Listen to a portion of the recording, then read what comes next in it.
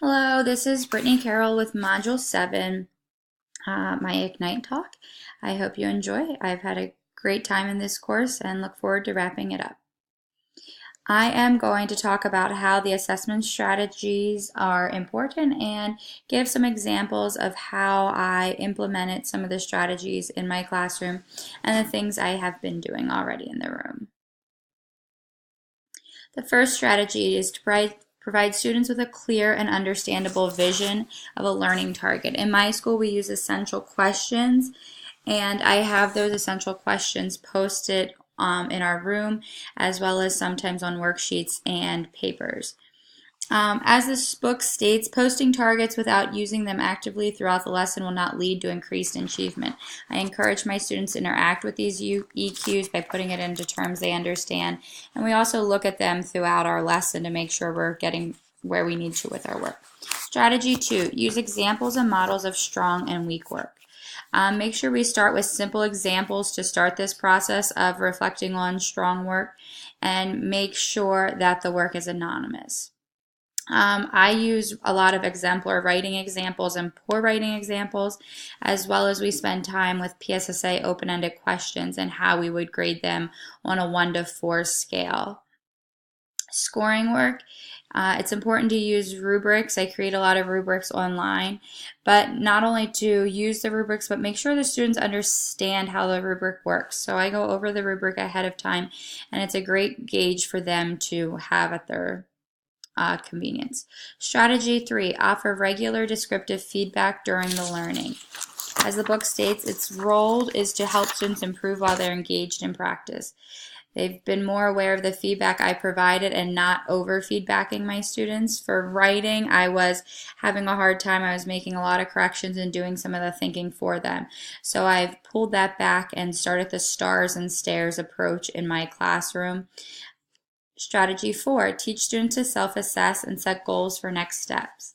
Providing students with opportunities for a combination of peer feedback and self-assessment can cause them to achieve at significantly higher levels without more instruction. Sounds like a win-win to me.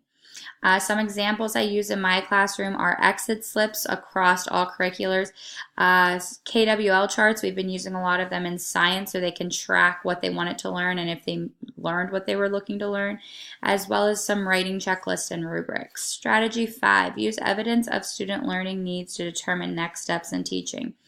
This helps us know where our students are in their learning and helps students with the flaws in their learning and present misconceptions. So make sure if there's a mistake in their work, I'm pointing it out, but also addressing any misconceptions they may have before we start. I've been using Plickers and Wiser Me. Wiser Me was new to me from this class, but great ways for me to gauge where my students are going towards the learning target. Strategy 6, design focused instruction followed by practice with feedback. I think this has a lot to do with the class environment. Make sure that it's friendly for them to take risk. Very important for me to build their confidence and experiences that lead them to progress. Make students aware of why in learning and spend time planning a hook from the beginning of the lesson. Make sure the students are engaged. I used graphic organizers, and it's also important to grade when it's appropriate, not the first assignment, but after they've got to that learning target is when we should be grading. Strategy 7, provide students opportunities to track, reflect on, and share their learning progress. Knowing you have made progress towards a goal reinforces the value of effort. This encourages students to continue to work hard. In my classroom, I have a big thing about grades versus progress. We share a lot of classroom phrases for any growth they have. So my students aren't only worried about grades, but making sure they're growing from one thing to the next. In our class, we track their time test, how far they've come, so they get to see when they pass levels and where they need to go. So that's some ways of them reflecting on their learning, as well as a reflective writing journal.